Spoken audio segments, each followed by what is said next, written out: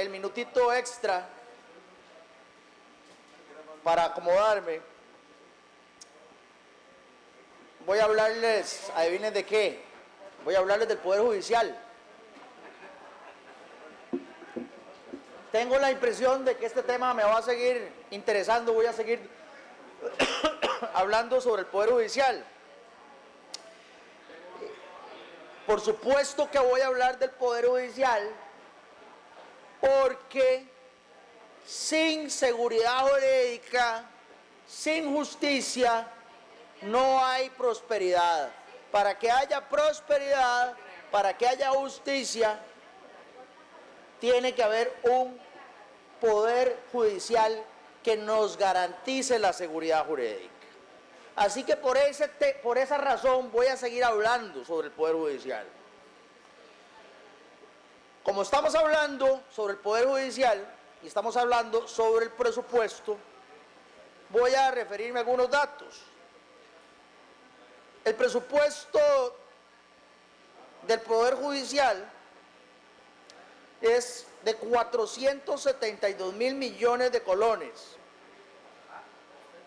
Equivale al 4,5% del proyecto de presupuesto de la República, 4,5%, y al 8,66% de los ingresos corrientes del gobierno.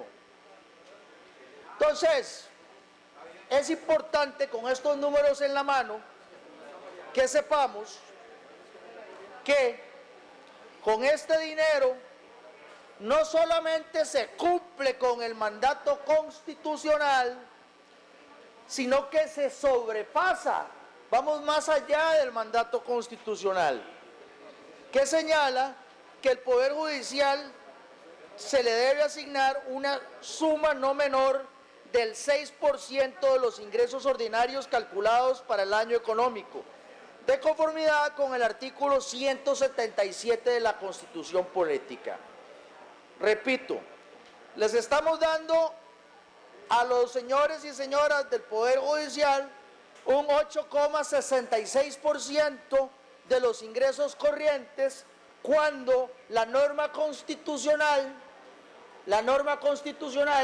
lo que obliga es a un 6%, y esa norma constitucional es el artículo 177 de la Constitución Política. En términos absolutos, lo asignado supera en 145.000 millones de colones, el mínimo constitucional indicado.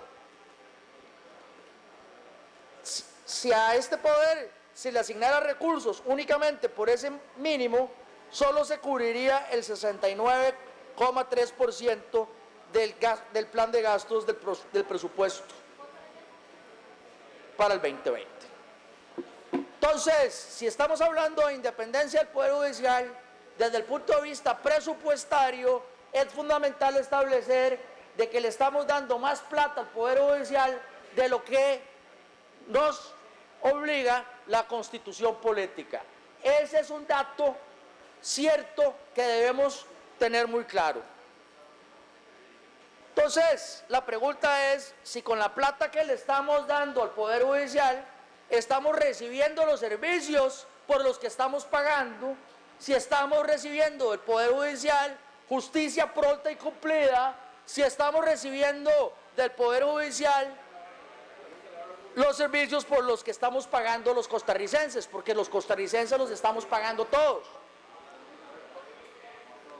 Dice el Estado de la Nación: pese a que el incremento de la cantidad de recursos para la administración de justicia creció notablemente tanto en su distribución territorial como la productividad de los diferentes circuitos judiciales, muestra notables diferencias. También indica el informe del Estado de la Nación, como otra de las grandes falencias del sistema judicial, la poca cantidad de sanciones que se registran frente a un creciente número de quejas y denuncias por parte de los usuarios.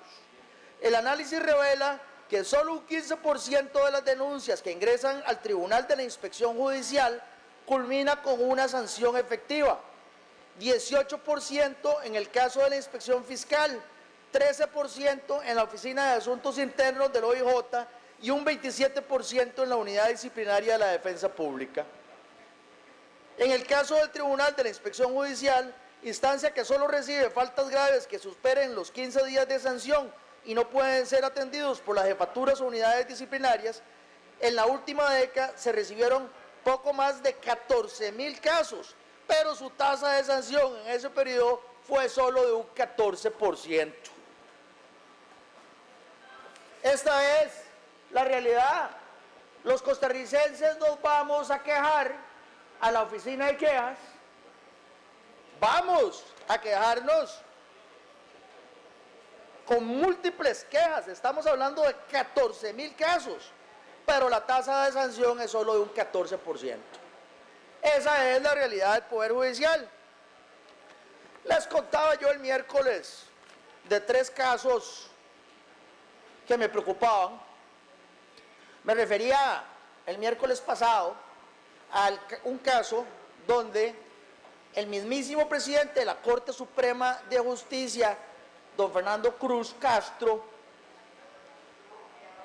premió a una funcionaria judicial cuestionada, suspendida. Esas fueron las palabras que yo utilicé el miércoles pasado. Voy a agregar algunas otras cositas que no me dieron tiempo de agregar. Solo tenía 15 minuticos para presentar mis denuncias. Así que continúo. Decía el miércoles pasado que ella estaba cuestionada y que estaba suspendida. Quiero decirles que hay una recomendación para despedirla con justa causa, para echarla. Y es en esa circunstancia donde en el consejo que preside don Fernando Cruz con doble voto, se le premió en esa circunstancia cuestionada, suspendida y con una recomendación para despedirla sin responsabilidad.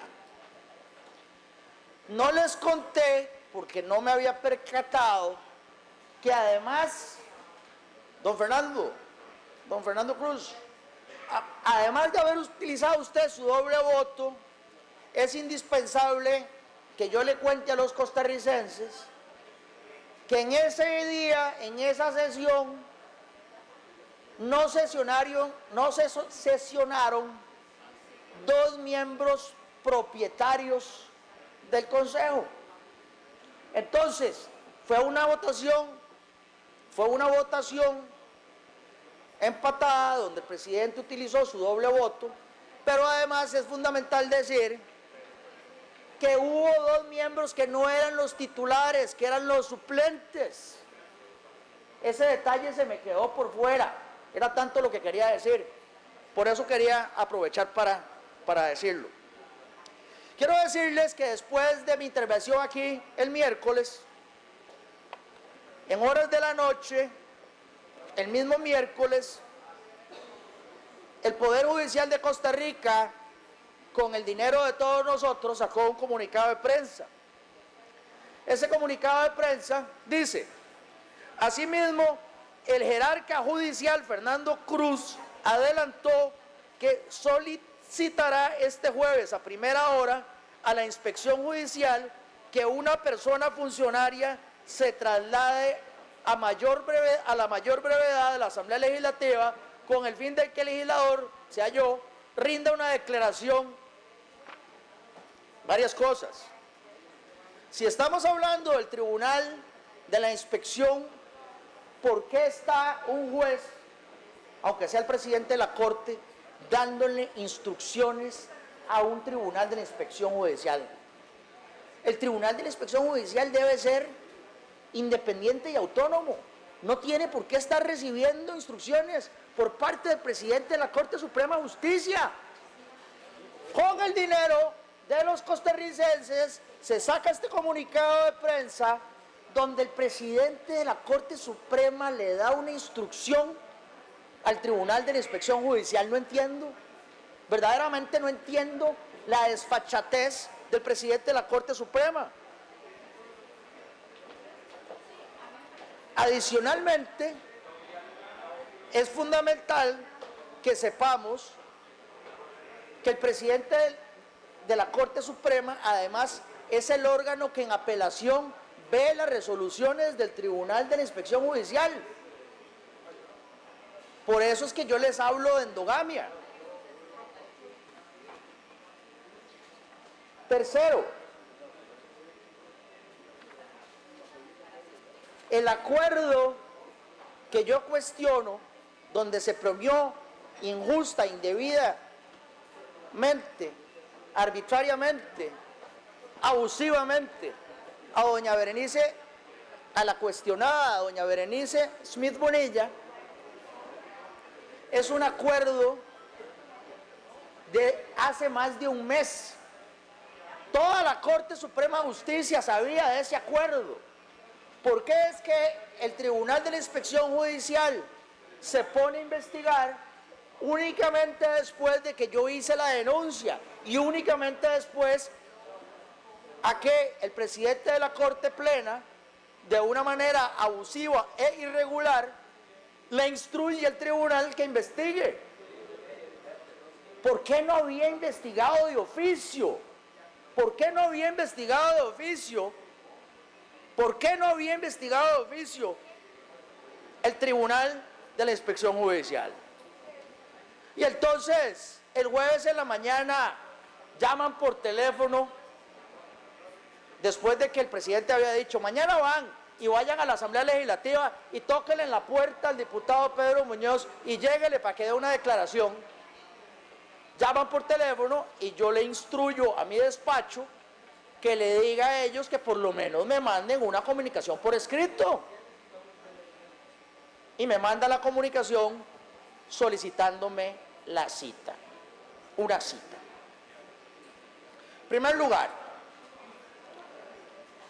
he solicitado, mejor dicho, a don Antonio Ayales que por favor le mande al Tribunal de la Inspección Judicial una copia del acta de la semana pasada y que le envíe una copia certificada de la manera más formal posible.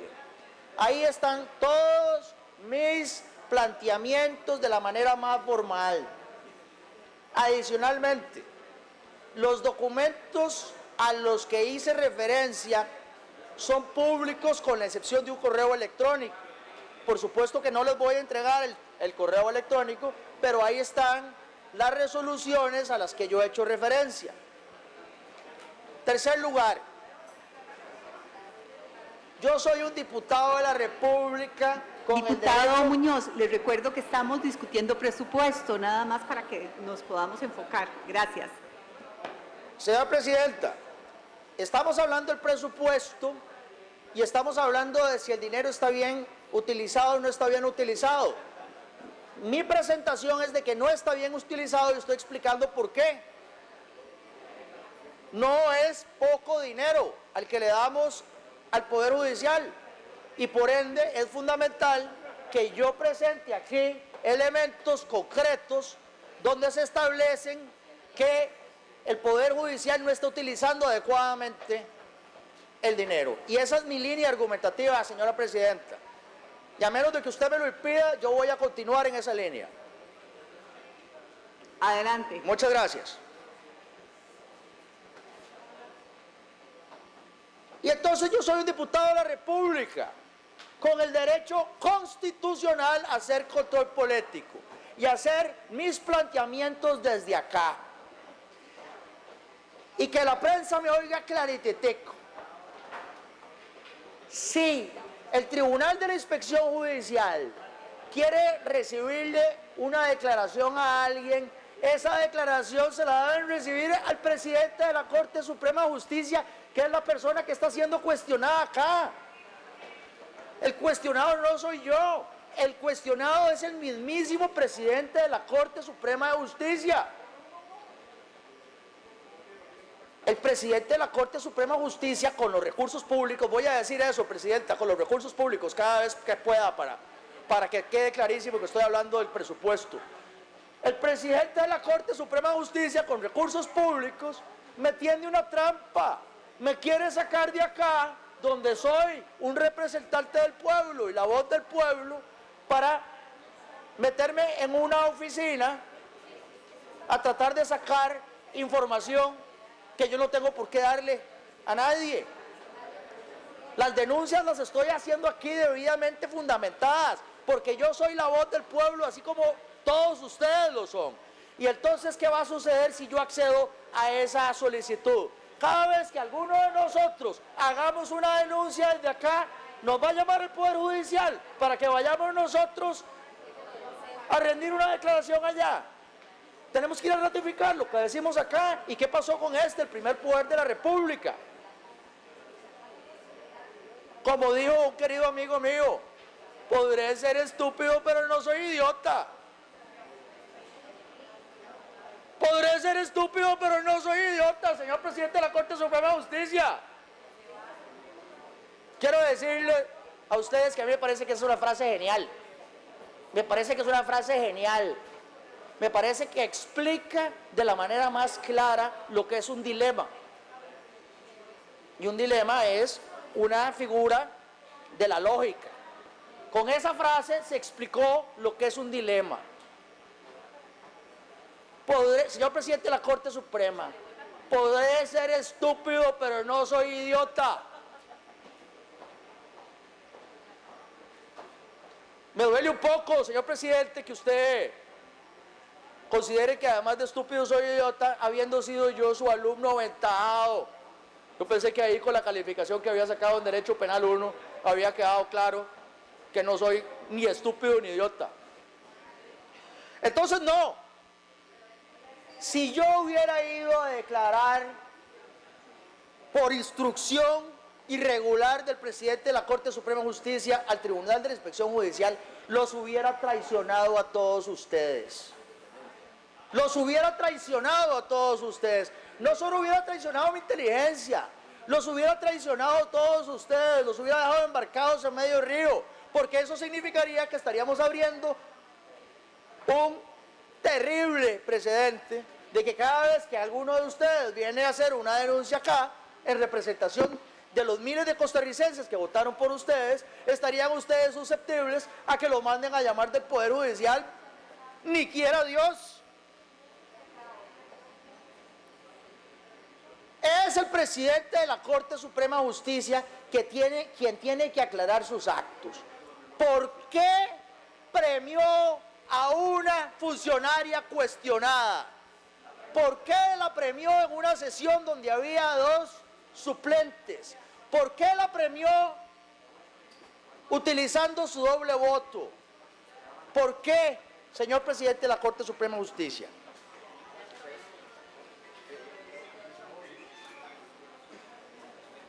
El Poder Judicial es un desastre.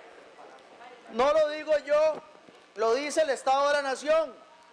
Pero aquí tengo el semanario Universidad de la semana pasada, miércoles de la semana pasada, el semanario.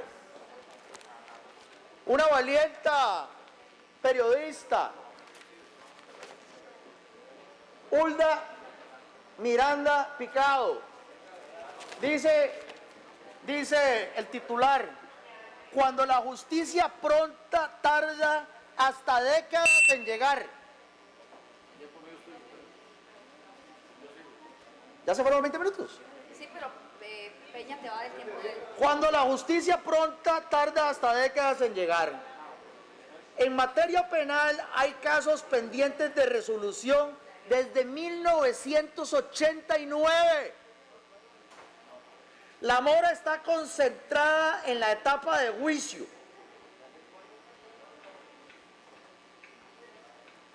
El diputado Muñoz Fonseca por los 20 minutos del diputado Peña. Cuando cumplió 5 años, una niña denunció que su abuelastro abusaba sexualmente de ella. Pero más de 3 años después, el juicio contra su agresor seguía sin realizarse y faltaba como mínimo otro año más de espera.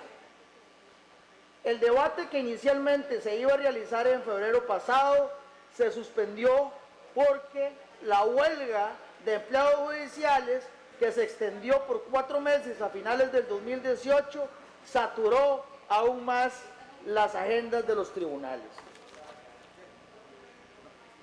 Para este reportaje, solo 14 tribunales de los 25 existentes en el país remitieron la información que se les solicitó. O sea, 9 de los tribunales ni siquiera ignoraron totalmente, ni siquiera se inmutaron. Entre los 140 casos más antiguos, 111 iniciaron antes del 2011. 4 son causas de entre 1996 y 1999, que se tramitan en los tribunales de Punta Arenas y Santa Cruz y se relacionan con delitos cometidos contra el Estado, usurpación de bienes de dominio público e infracción de la zona marítimo terrestre. El delito que más se repite entre estos 140 casos antiguos es robo. Oiga bien, ¿y cuál es el segundo delito? Después, abuso sexual contra menores de edad. Los segundos casos más atrasados, oigan la injusticia, los segundos casos más atrasados en los tribunales de justicia son abuso sexual contra menores de edad o incapaces. A pesar de que un protocolo elaborado por la Comisión Nacional para el Mejoramiento de la Administración de Justicia dice que los procesos donde una persona menor de edad sea víctima de actos sexuales cometidos en su contra deben ser atendidos en forma prioritaria, con prontitud y celeridad, en atención al interés superior del niño. El tercer delito que más se reitera,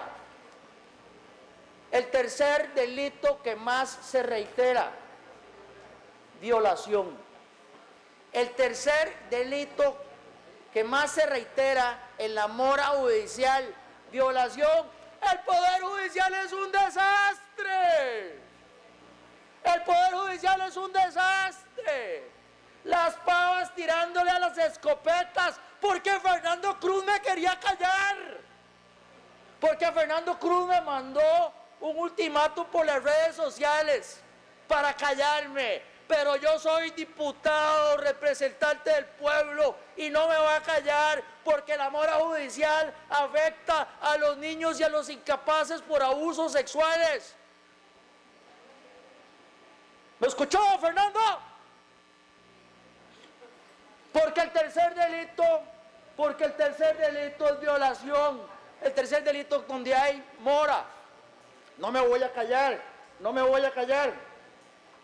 En Liberia, por ejemplo, una denuncia por el delito de abuso sexual contra una persona menor de edad se convirtió en un viacrucis penal de casi 2 décadas que sigue pendiente de resolverse. Don Fernando Cruz me manda a la inspección judicial a mí. Don Fernando Cruz me manda a la inspección judicial a mí. Don Fernando, no me mande a la inspección judicial a mí. Mándesela a usted mismo en primer lugar. Y mándesela a estos juzgados. Aquí está en el semanario. Al Tribunal de la Inspección Judicial.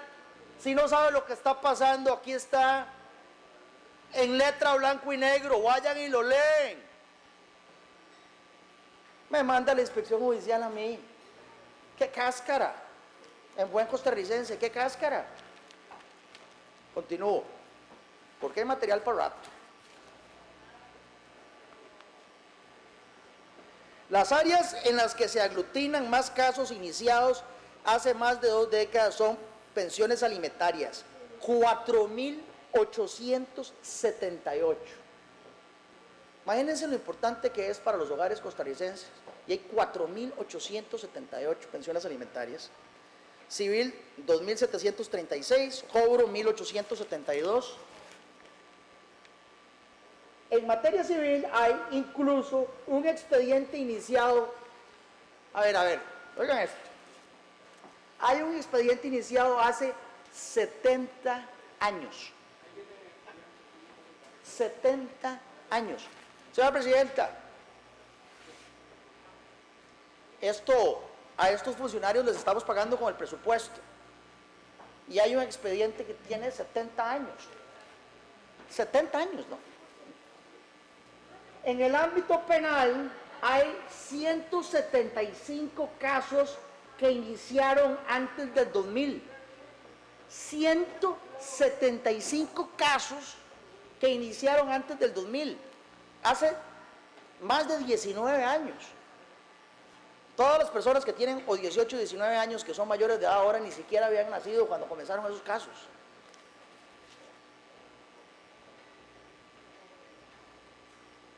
Los más antiguos son denuncias que se presentaron en 1989, según ese informe. Además de los 31.902 activos en tribunales penales, 9,3 son denuncias previas al 2010. 47% se presentaron entre el 2011 y el 2015, el resto son del 2016 en adelante. Era Fernando Cruz, no mentiras.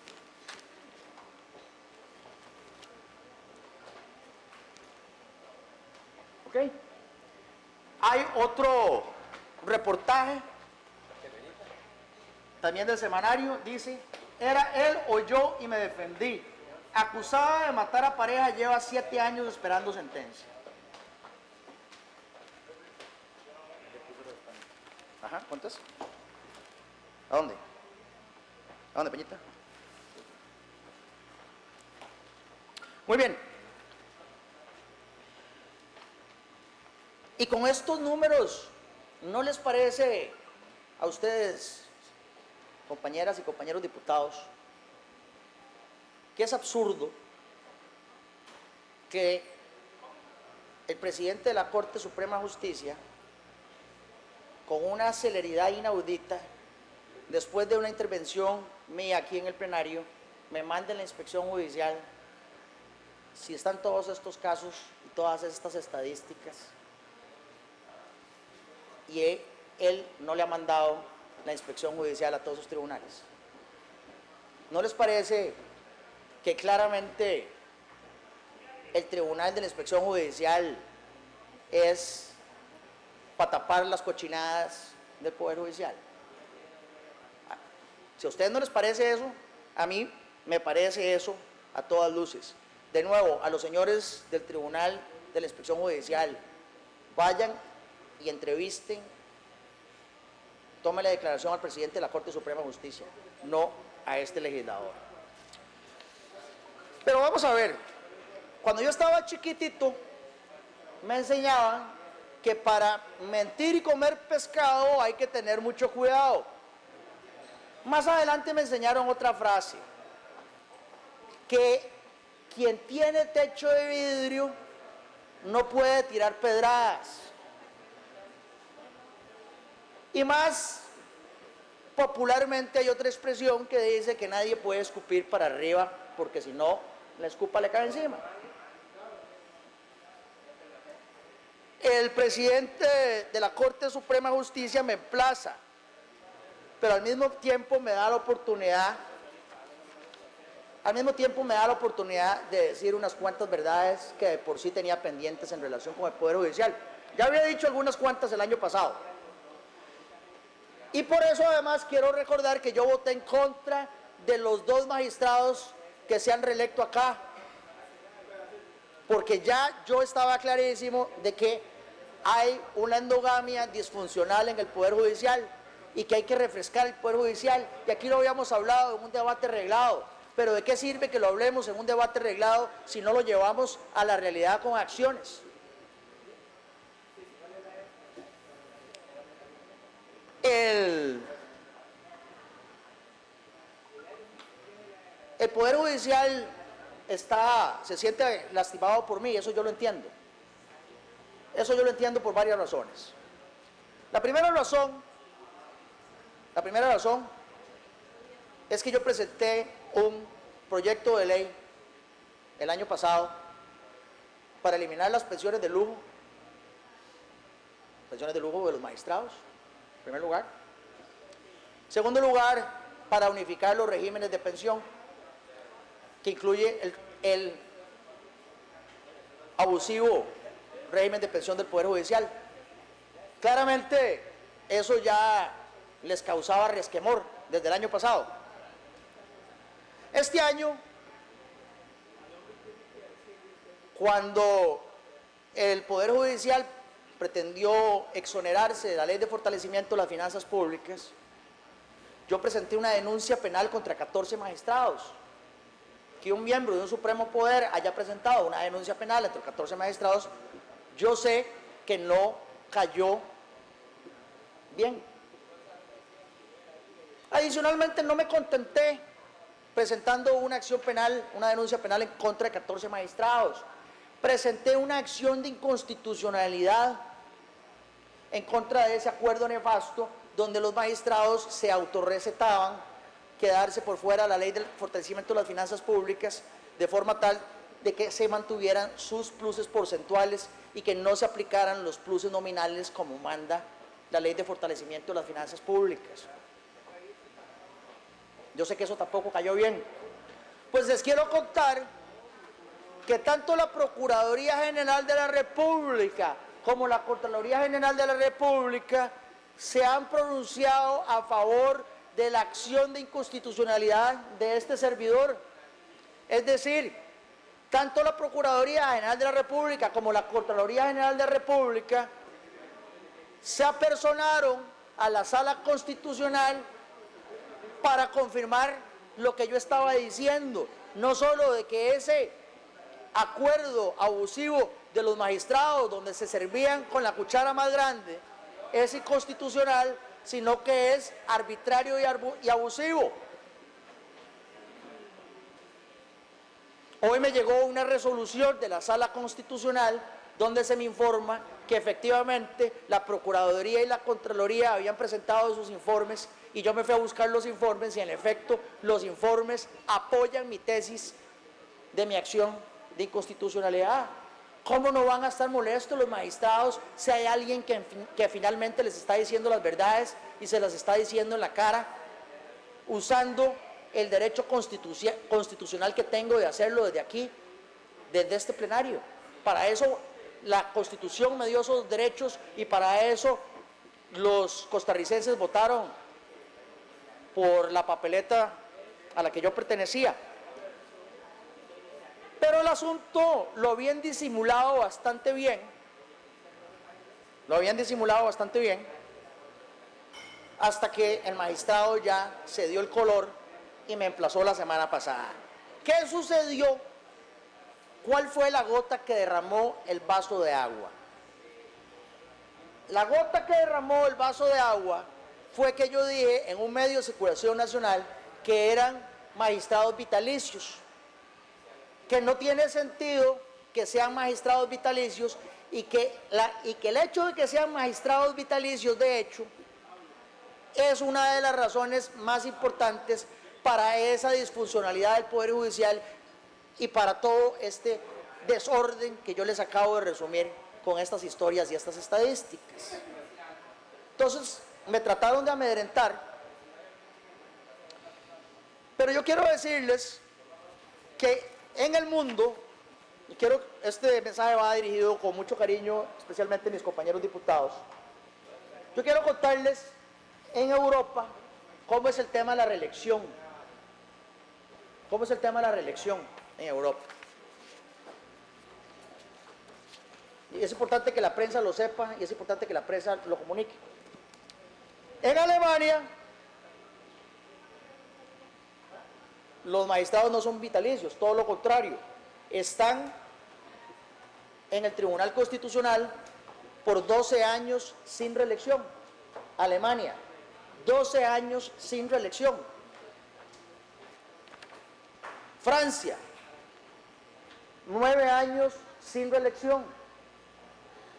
9 años sin reelección. España,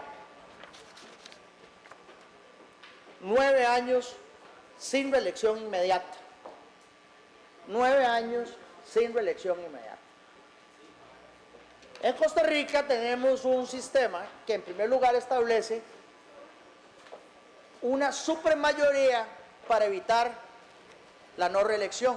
Eso hace que haya reelección de hecho y eso hace que haya magistrados vitalicios.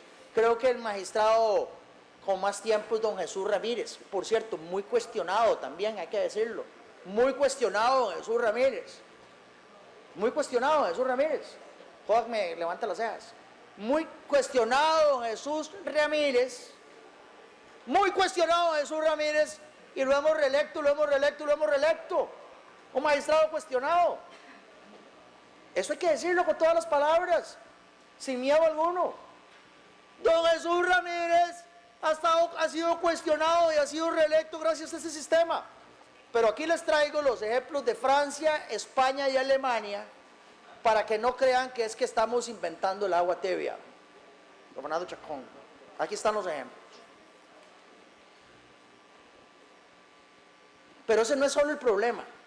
El problema adicional es que los magistrados suplentes los escogen los magistrados propietarios vitalicios a dedo.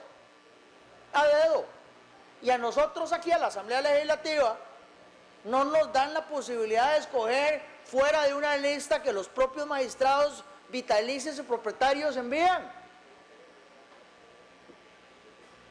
Y esos magistrados suplentes entonces se convierten en siervos menguados de los magistrados propietarios y vitalicios.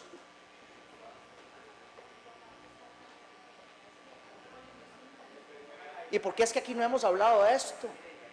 Y yo les pregunto, compañeras y compañeros, si la fracción del Partido Unidad Social Cristiana no hubiera liderado este esfuerzo, pónganse la mano en el corazón, por favor, pónganse la mano en el corazón. ¿Estaríamos hablando de esto? ¿Estaríamos hoy hablando de esto? ¿O estaríamos tratando de tapar el sol con un dedo de una realidad que desnuda el semanario Universidad y que desnuda el Estado de la Nación y que desnuda, vamos a ver, todos nosotros lo sabemos, si todos nosotros lo sabemos porque todos sufrimos en carne propia, directa o indirectamente, el hecho de que el Poder Judicial sea un desastre? Estaríamos hablando de esto, estaríamos tratando de arreglar el desorden que es el Poder Judicial y la injusticia que implica el desorden del Poder Judicial. Porque también hay que decirlo, mucha gente me ha llamado para decirme, no seas tonto, te van a atropellar, no hagas eso. Pero también quiero decirles, y con esto voy terminando por hoy, porque hay más material, que así como mucha gente me ha dicho que no sea tonto, que no me meta en esto, mucha gente me ha llamado no solamente para darme ánimo, sino para darme información de irregularidades. Yo invito a los costarricenses para que se acerquen. Yo les voy a proteger la confidencialidad. La información me la van a dar a mí. Yo no voy a decir quién me la dio. Yo voy a revisarla. Yo voy a juzgarla. Y si yo considero pertinente, yo la voy a sacar a la luz pública.